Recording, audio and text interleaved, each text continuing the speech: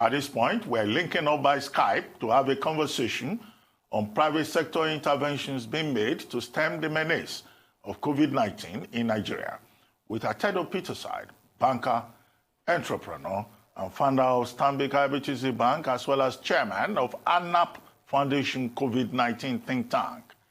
Mr. Peterside, good morning, and good to have you join us on the morning show. Good morning, sir. Good morning. Thank you. Good morning, sir. Well, on Sunday, you were part of the Arise News global briefing on COVID-19. And you had made a point then in that interview that President Muhammadu Buhari's decision to address Nigerians on Sunday was a good strategy. But you noted that some horses had already bolted from the stable. What do you mean by that? Can you further expand on that? How do we get those horses back into the stable and move forward? Thank you very much, Ruben.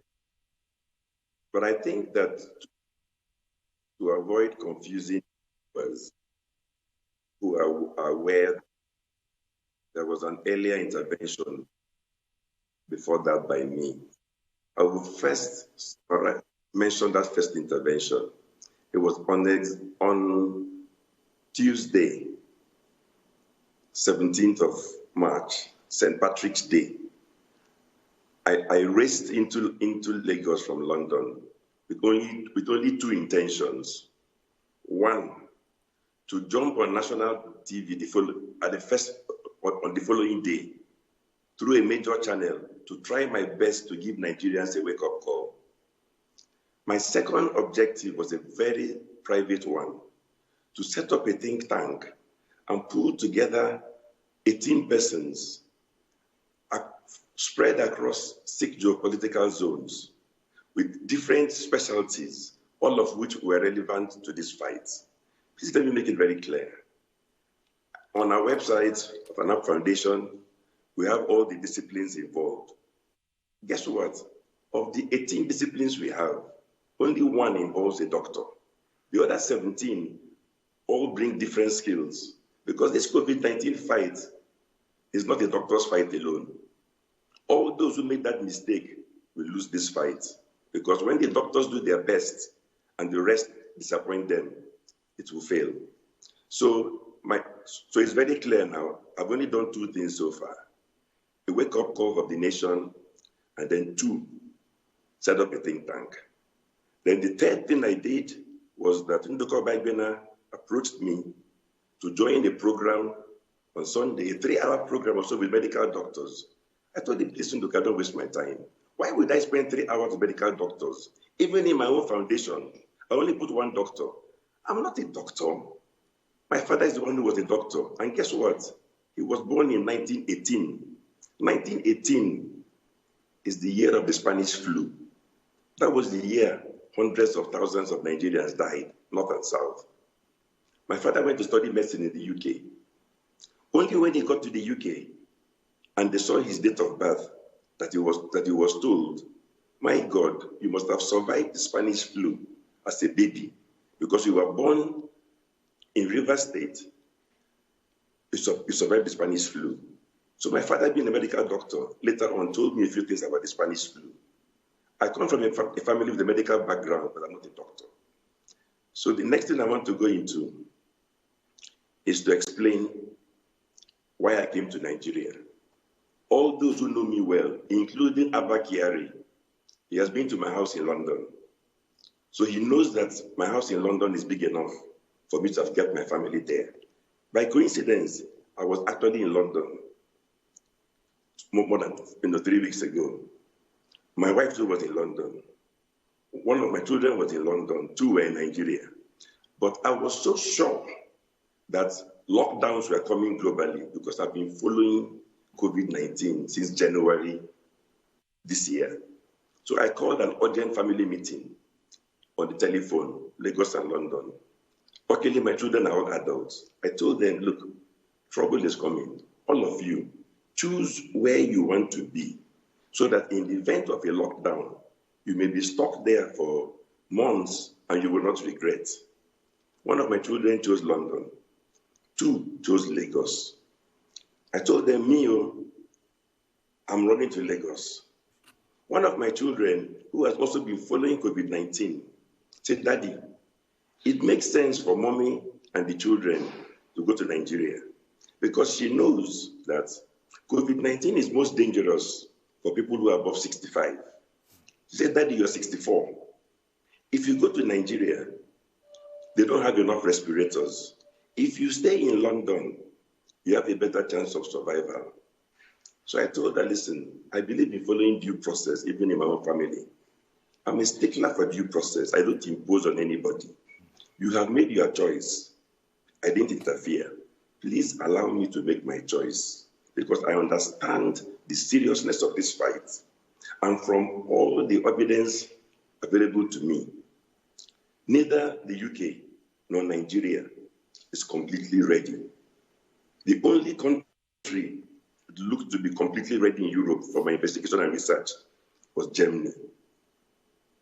And if you go and check today, Germany has the lowest rate of deaths. And there's a reason for that, but let's drop it. So therefore, I've explained my first intervention, second one, and I said I would not join the doctor's program. They know Dr. Baibena, who is a close friend, who trusts me. I trust him also. He then called me back and said, "Atedo, I know you refused to join the doctor's program, and you explained yourself well, but there has been a new development." I said, "Ndoka, what development can warrant me leave what I'm doing to rush to join a program of doctors?" I told him, "If I'm not a doctor," he said, "No, wait, that President Buhari, by some coincidence, perhaps God-driven, had decided to finally make a speech on COVID-19 on that same Sunday at 7 o'clock. I said, "Ndoka, I agree with you. This is new information. But what role do you have for me?" He said, "The role he has for me is that he's aware that me and my think tank appear to be completely up to date. So he's looking for somebody who has the mental ability and knowledge of this fight to hear Buhari's speech, which nobody showed me before, quickly understand it, and within 20 minutes, make a 3-minute comment that will say whether the speech was good, the speech was bad." Believe me, everything Buhari said was good. I said the speech was good. But there's no speech in this world almost, if no matter how well written, that somebody who has studied the whole field may not point out one or two missing areas. So I just gave a clue to the nation. I surmise that the sum total of Nigeria's preparedness for COVID-19 on that Friday, on that Tuesday, on that Wednesday, 17th March, was as reassuring as a health official standing in Bar Beach with a bucket in his hand and reassuring Nigerians that even though it has been proven that the tidal wave is coming, we should not worry because he has a bucket. Now, that was my first hint of a problem. I'm so happy and I thank God that we have some people who are highly intelligent in this country. They are not the problem. Abba Kyari understood immediately. Okay? A few other people I approached understood immediately. They asked me why I surmised it that way. I gave them the proof, and they must have done their own investigations. So the second comment, coming to your question now, I said the speech was good because in reality, for Nigeria, I will tell the same story, but everybody knows I play polo. For goodness sake, I own horses. That's why I use the horse analogy. Every polo player in Lagos knows that once in a while, if you leave your stable door, the horse will escape. So Mr. Wale Edu, very well known by Nigerians, brought some horses to my ranch temporarily. I think they were about 10 or so. Somebody mistakenly left the gate open. I think 4 of the horses escaped. They quickly closed the gates. The other 6 were inside, so they were safe.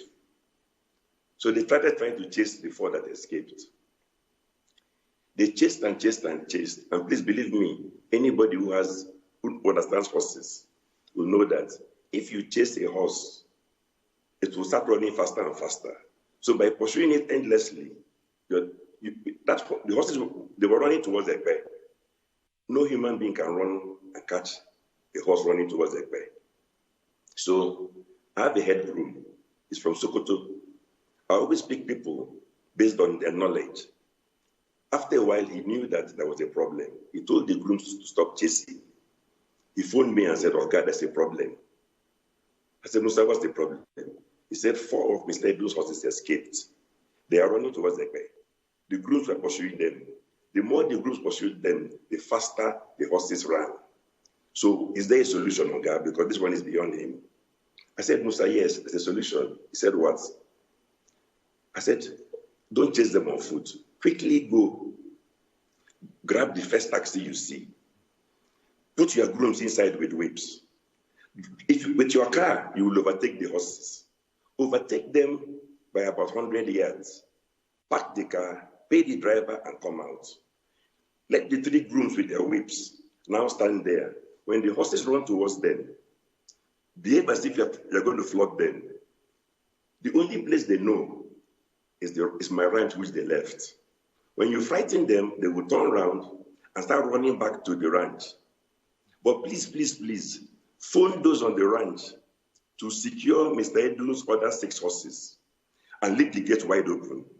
And when you chase those horses from Eleko or wherever it was, all the way, the only place they will run to is ANAP ranch, because that's the place they know was their stables, their food, their water, and the place they broke out from. They broke out because they thought outside was safe. I dropped the phone. I was in a board meeting. 1 hour later, Musa called me, told me, "Oga, you won't believe it." I said, "What happened?" He said, as we brought out the whips in front of them, all the 4 horses turned around. And they ran so fast, we were scared they would run to Victoria Island. But we didn't chase them. By the time we took another taxi and got to my ranch, the 4 horses were back in their stables. They ran home for safety. So when you have a strategy with horses that are bolted, you have to be phenomenally clever and intelligent to know how to arrest them, or the problem will run away from you. Now, so that was what I was trying to explain. That Buhari's plan for the horses in Lagos, in Abuja, and in Ogun is okay because they are locked in.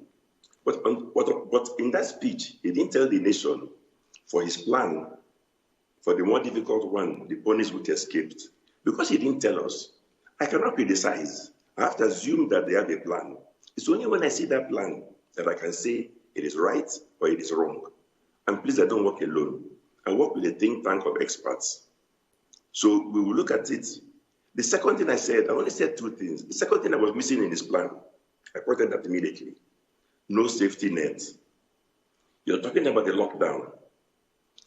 Please, I check my numbers. I don't just talk. I'm an economist by training. That's the thing you left out.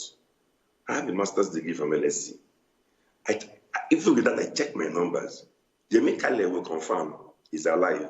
He's head of MBS. I called him and said, "Yemi, by your most accurate data, roughly how many people in Nigeria are unemployed and underemployed?" I felt the figure was about 45 million.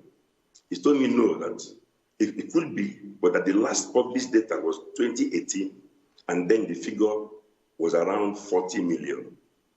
So therefore,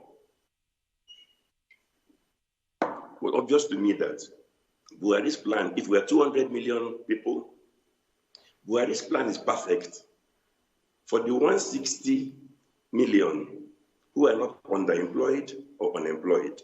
So far, there has been no single mention of any direct payment to the 40 million who are either underemployed or unemployed. So I said, that's the second thing that's missing. I don't claim to know everything. If they show me a plan for those people who are unemployed and underemployed, and it looks reasonable, I will say so. If it does not look reasonable and there's some errors, my think tank will work together and help to point out the errors. We're not in this for glory. Please, what does the word think tank mean? Please go and check. When I began IBTC at age 33, the logo the whole of Lagos knows was Think IBTC. I told my staff that you cannot win the fight against First Bank by not thinking. Thank you, sir. And the analogy that you gave to pretty much round up your opinion of this situation was quite apt, and thank you for that. There's a question I'd like to ask you about some of your public interventions, but before that, on your think tank as well, I'd also like to ask you a question. You said that you have only one doctor on the team and the rest are people of other professions. Can we get an insight into some of these professions? And you've talked in some of your public interventions about the law of an instrumental Abraham Maslow's hierarchy of needs, as we all know. So what is the connection with COVID-19, between COVID-19 and Abraham Maslow's hierarchy of needs? I remember that quotation is a very simple one. I don't remember the exact words, but anybody who goes on the internet knows to find it. What does it say? For the owner of a hammer, every problem is a nail or looks like a nail because it's the only tool he has. So any problem you show him, he will bring a nail. My father was a medical doctor. So were the doctors on the RISE program the other day.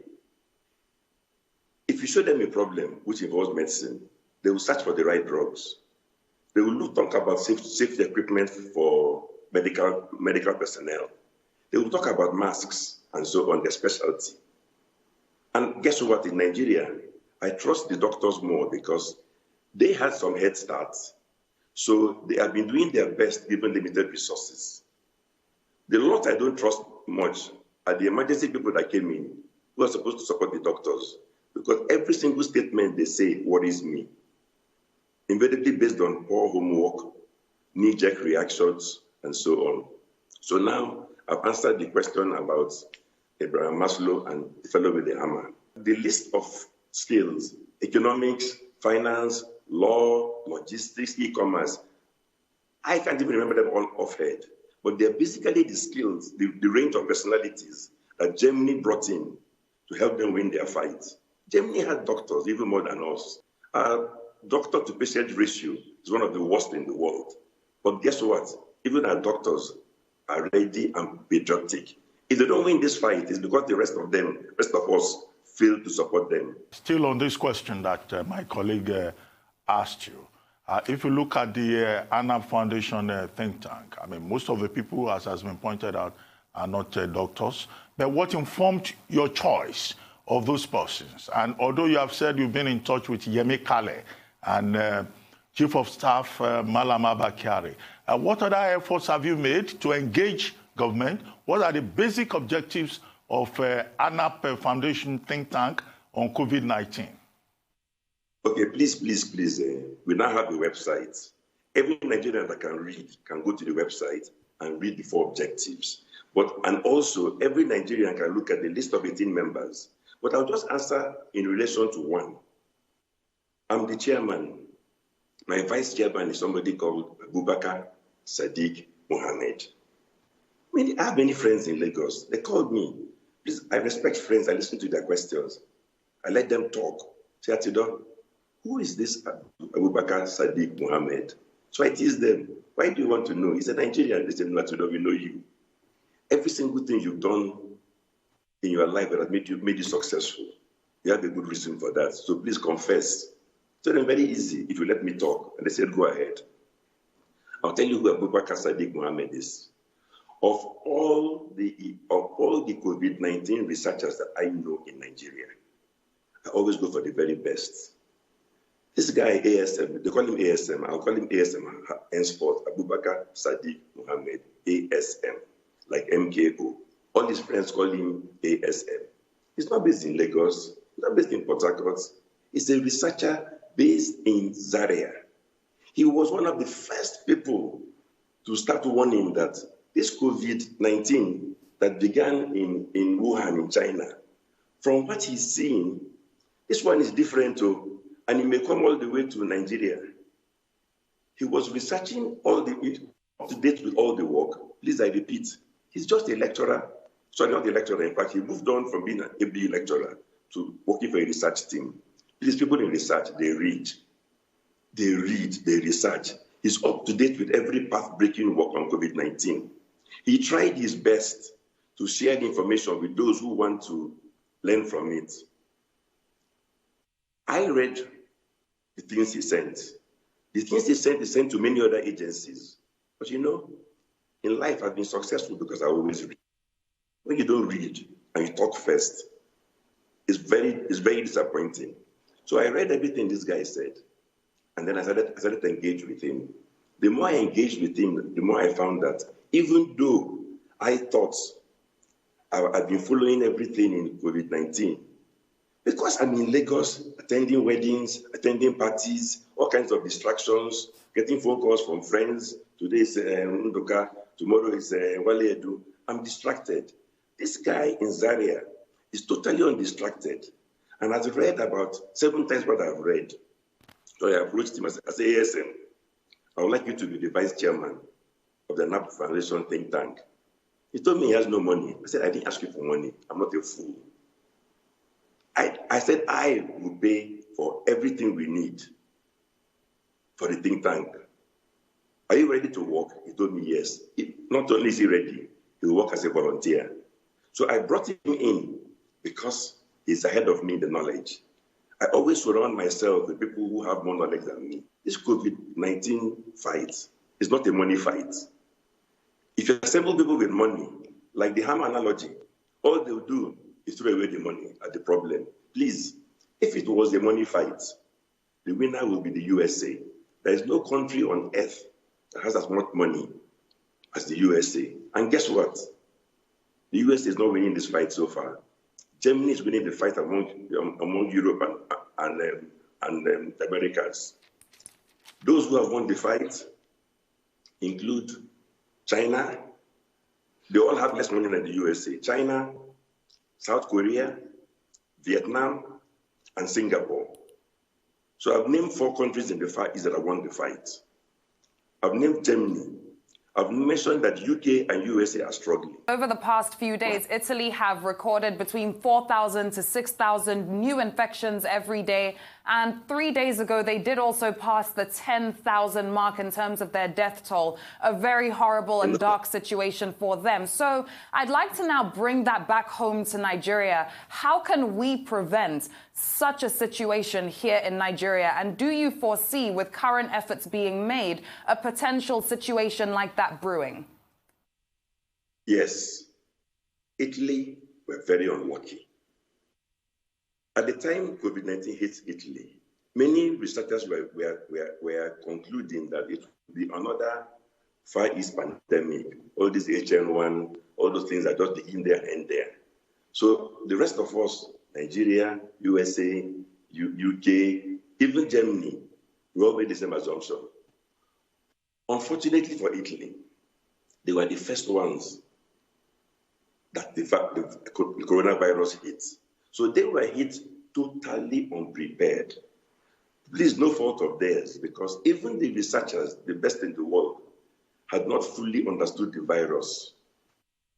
So Italy were hit completely unprepared. We are different. We had more time than Italy. So we have a choice. Follow Italy's path, or follow the path of Germany, South Korea, and those guys who have won the fight. My worry is that until very recently, we were completely following Italy's path. We didn't want to use the information, learn from the information of Italy's mistakes. Please, I always tell people, I learn more from mistakes than praises. One of our problems in this country is praise singers. Let me tell you that the only country where my knowledge of what happened in Italy may be ahead of the knowledge of ASM is Italy. And there's a reason for that. Everybody on this program can pick up, we go to the website of ANAP Business Just Limited, which is the company I founded. And it has a foreign technical partner, minority shareholder. You will check and see that that shareholder is Eurofly, the biggest aviation company in Italy, private company. Their home base is Milan and Turin. If you are up to date with the coronavirus story of Italy, you will realize that Italy may be the epicenter, but the real epicenter is actually Milan, northern Italy, where my business partner, who's on the board of ANAP Business Jets, Nigerian company, is from. My first concern was to pick up the phone and call him. I said, Alessandro, his name is on the website. He has been to Lagos. He's met Herbert Wigwe. He has met all kinds of people in Nigeria. He has met Austin Avuru, all of them, because they are clients of the company. He's been to my house for dinner many times. He said, Alessandro, are you all right? He said, I'm all right by the grace of God. I said, what does that mean? He said, for whatever reason, his family went on a skiing holiday to Switzerland in January. Their plan was to ski and come back to northern Italy. But while they were there, the mother of all crises, coronavirus, hit northern Italy. So because I'm concerned about my business partner, we were in constant touch. Even this week we spoke. Even last week we had a board meeting. Guess where he is? He's still holed up in Switzerland. Why would he leave a safer Switzerland and run back to northern Italy when by the grace of God, he has his family all complete in Switzerland? He has adjusted himself to the fact that he may be there for a very long time. He will not see his house in Turin. He won't see his office in Milan until they finish this crisis. So I have the benefit of a blow-by-blow account of Italy's mistakes. ASM does not, because he didn't have a business partner in Italy. So that's why I know about Italy. That's why I know about Italy's mistakes. But I get worried when I try and share Italy's mistakes with my countrymen. Most of them either ignore me or start arguing with me before I mention the first point. So please continue. And now I've explained why, by the special grace of God, I was a Nigerian who had a business partner, easily proven, who was from the epicenter of the coronavirus and who shared with me his experiences, their mistakes, day by day. Even last week, we had a board meeting between him, my daughter, myself, and Akin George, our MD. Of course, he phoned in from Switzerland. At the end of the board meeting, I asked him, Alessandro, how far? And then we continued talking when the rest had gone. So I've explained to you why I know about Italy and why I think I'm well placed to point out all their mistakes and even point out things they've learned and how they adjusted. Because nobody in the world wants to experience what Italy experienced. Please, on the medical personnel, the last time I checked, Italy had lost 61 doctors, died while treating coronavirus patients. It got so bad, they started begging for doctors to be flown in, some from Cuba and so on. You are convinced that Nigeria has overlooked certain things in the war against COVID-19? I've heard. Yes. And what are those things that we may have overlooked? Because you talked earlier on about providing social safety nets. And in addition to that, what lessons do you think we can learn from those countries that seem to be getting it right? You cited the example for earlier on of Germany. Please, I would like to forget about Germany at this point, forget about Italy at this point, forget about USA at this point, and just focus on what I think were Nigeria's 4 major mistakes. 4. They are not 5, they are not 6, they are not 3, they are 4. The first one is, I've already mentioned it, which is that when I said that the sum total of our preparation is like a bucket holding back a tidal wave. Those who understand coronavirus know that what I meant by that bucket is that your ability to curtail coronavirus in terms of spread is largely determined by your testing capacity. You follow me? Because if you cannot test quickly to know who is positive, who is negative, you will still be running around because the test is a complicated one. Please, let's avoid people who talk nonsense about it being an easy test. There's only one WHO approved test, and it involves test kits. It also involves you having a molecular laboratory. So even if you have millions of test kits, how many tests you can carry out will then be determined by the capacity of your molecular laboratories. I begged everybody I could reach among the health authorities. I said, please just tell me one thing.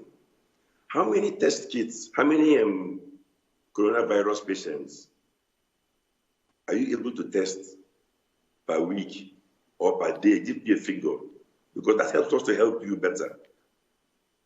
They were probably busy, I understand, but eventually, on their RISE program on Sunday night was the first time I had it confirmed that the ability of Lagos to carry out tests as at last week was 100 tests a day. So that's the bucket I was referring to. If it's only 100 tests a day, what happens if those that phone in for testing in total are 10,000? Anybody who knows maths can work out. But I'll be fair. The same commissioner did mention that they were hoping to ramp up to 300 tests a day by this week. I pray he succeeds. But please, the reason why I was pursuing him for that information or trying to get it was because when my think tank tried to get help from abroad, these aid agencies and so on, they ask you questions.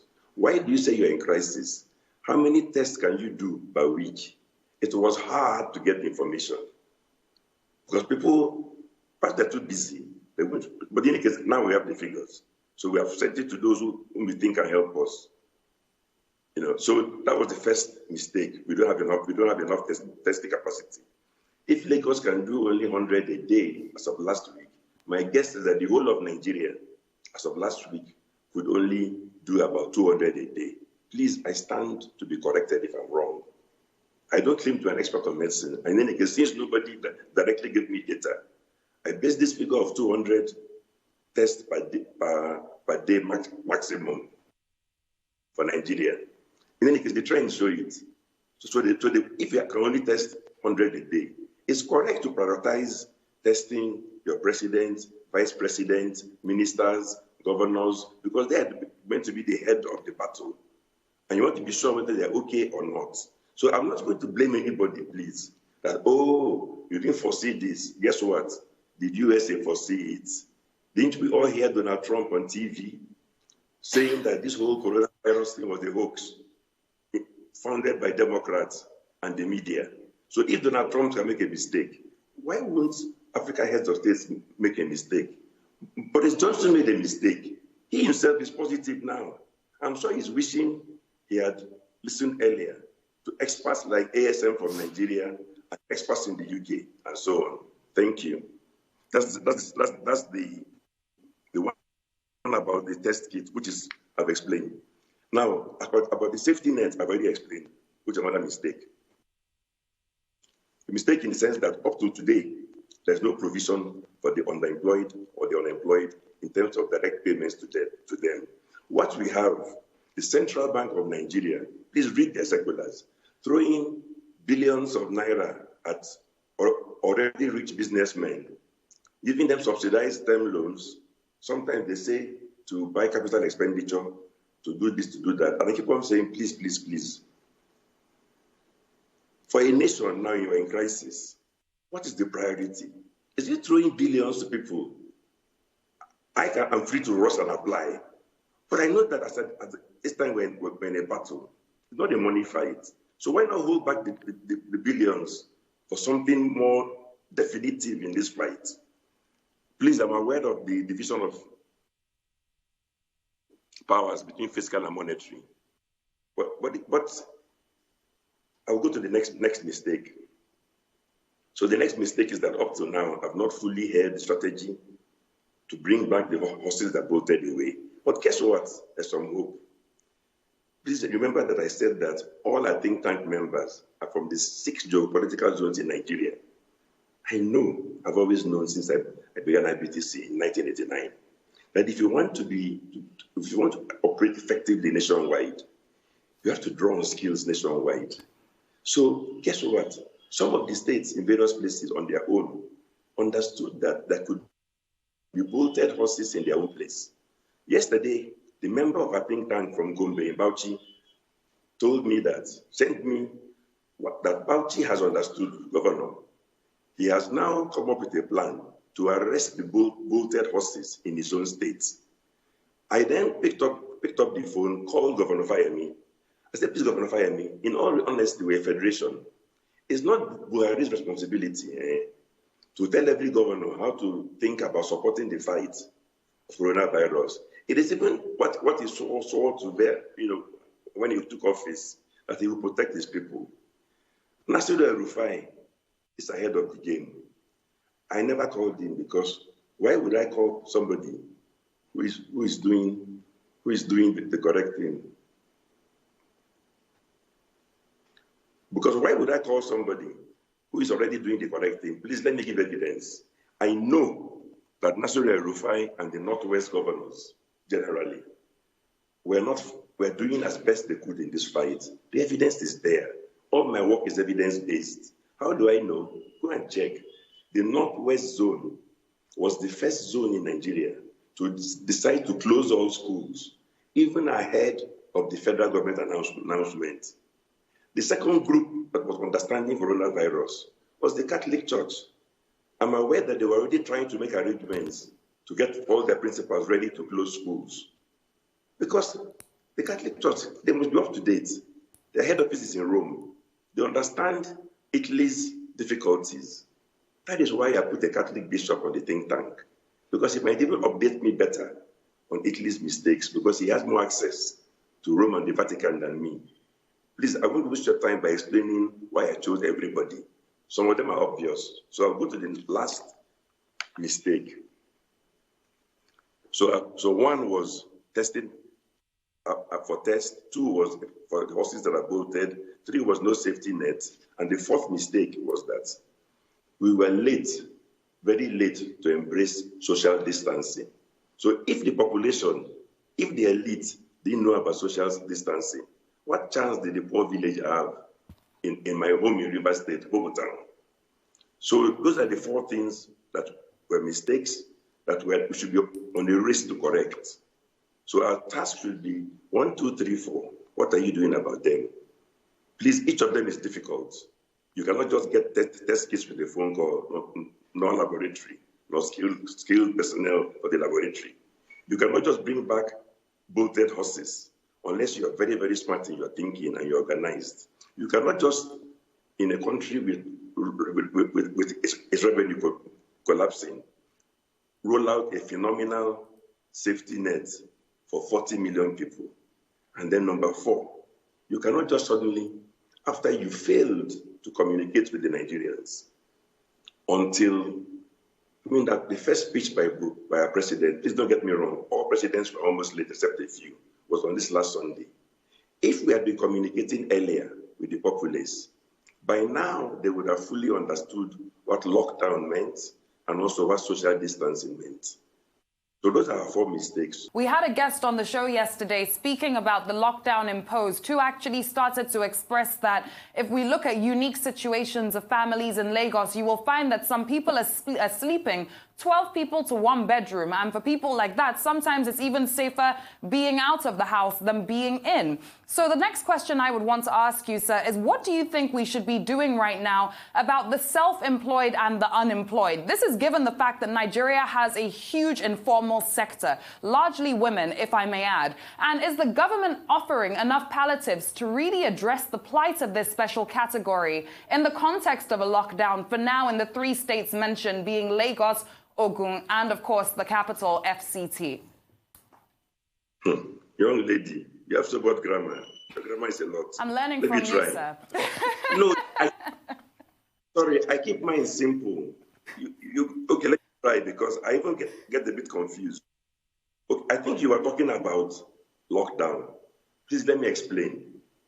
If you go to our website as well, we have said it, I'll say it here again. Lockdown is complicated. You are absolutely correct about if the alternative is having 17 people in a room, they are actually safer sleeping outside 2 meters apart from each other. But if they do so, and the police here don't understand and arrest them for coming out, they will actually go back in because the police ordered them in and they will endanger themselves. I'm just giving you one example of why this is a brain business. It's not based on brawn. Take London. Are you aware that in London, although there's a lockdown, the British government allows everybody to come out and go into Hyde Park, the biggest, if you can walk there, of course, the biggest park in central London. It is so big that their guidance notes are that use the park, but try and keep yourself 2 meters from the next person. So if you are jogging, don't go and hop on somebody's heel. Allow 2 meters. The person behind you, allow 2 meters. Please let me explain it.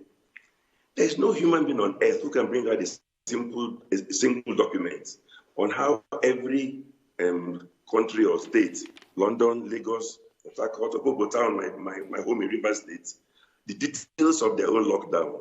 So our think tank has advised that it is for each community to understand their unique circumstances, which they know better than us, and see how they can embrace the principles of distancing. That is lockdown as best they can. They must be better than us at knowing their own circumstances. I know about Hyde Park in London because I go to London a lot, so I can discuss that one. I know about Lagos. I know about Abuja. I cannot know about Numan in the Northeast. I've only been there once in my life. So to help all those people, that's why we made sure our think tank has people from each of the 6 geopolitical zones. As a matter of fact, there are 18 members, and it's roughly 3 from each geopolitical zone. Because on the matter of life and death, you need to have people with knowledge across the country. So that's what I can tell you about lockdown. It's complicated, but there's only one general rule. The more severe your lockdown, like you said, lock up 17 people in a room, the more likely that eventually they will riot or they will die of hunger. Lockdown involves you using your sense. To solve this problem, we need an elite consensus, which means that those who have sophistication, those who can read the research and so on, should be in agreement of the direction we should go. Because if we are all saying different things to the same illiterates, somebody says, go into a room, someone says, no, stay outside, we confuse them. That was why I have a think tank.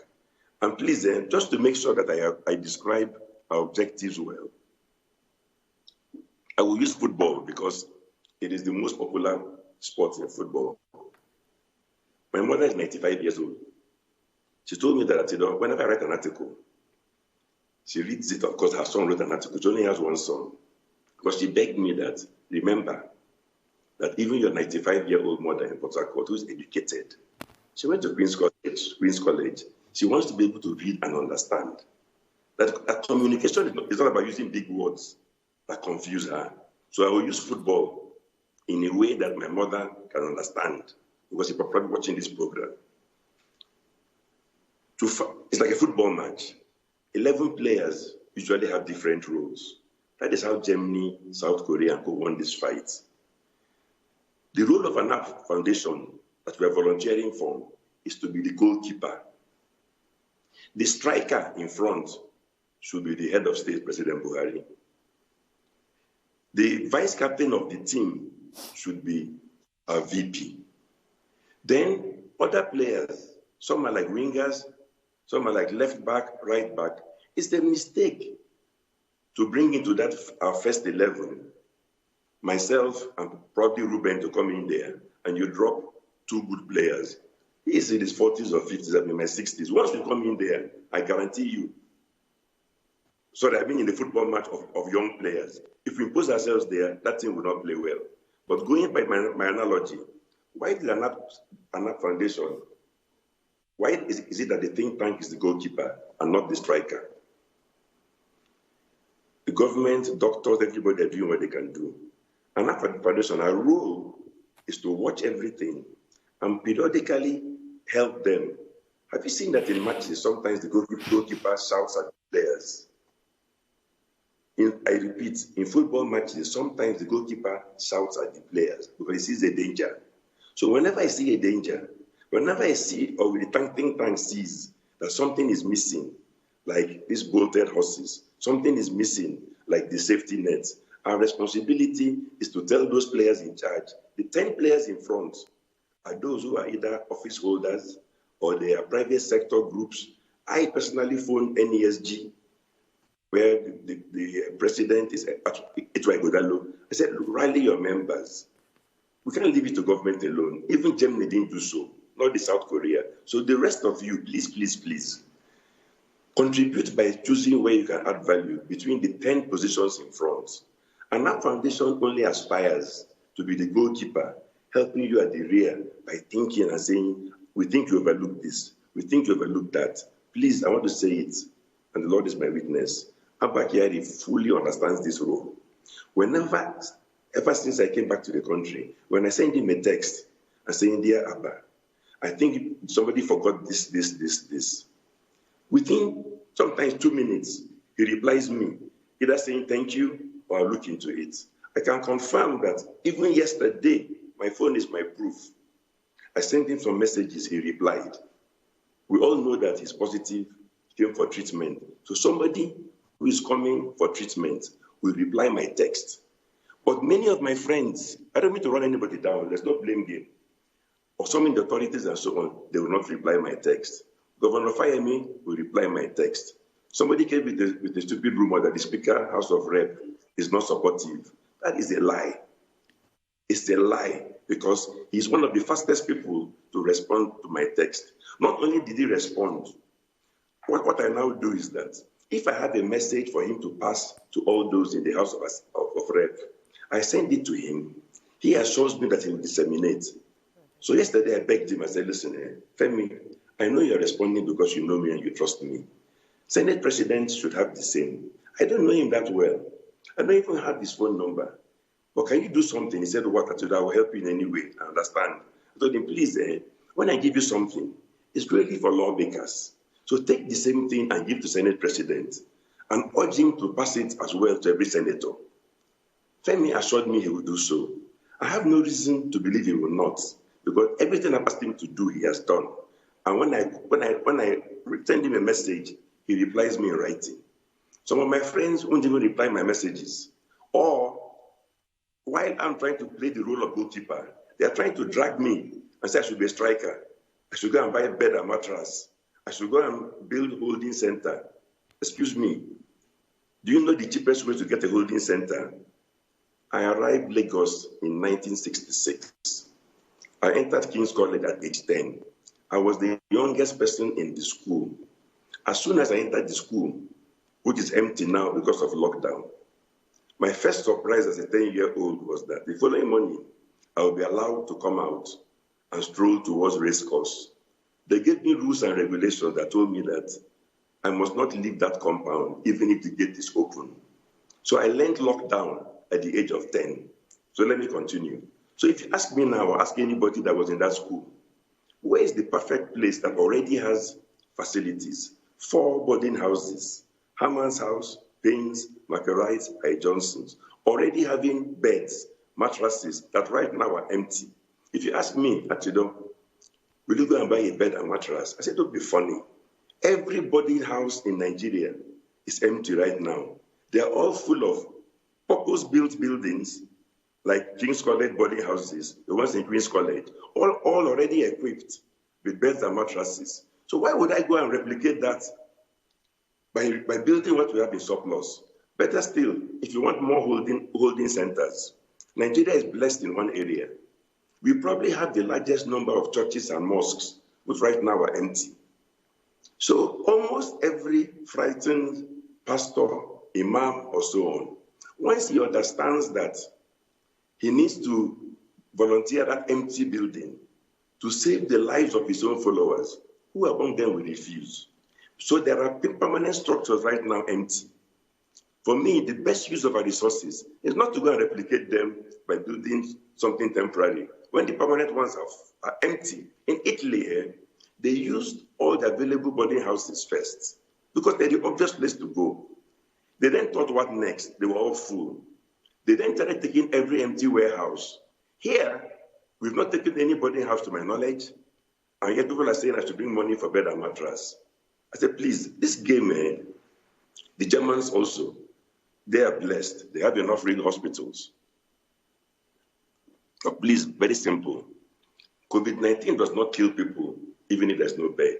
If you put a mat on the ground and the guy lies on the mat, if he can recover with some minimal help, he will recover. What kills patients in COVID-19 is that the elder patients, even if you give them the best bed in this world, the coronavirus affects their lungs, so they cannot breathe.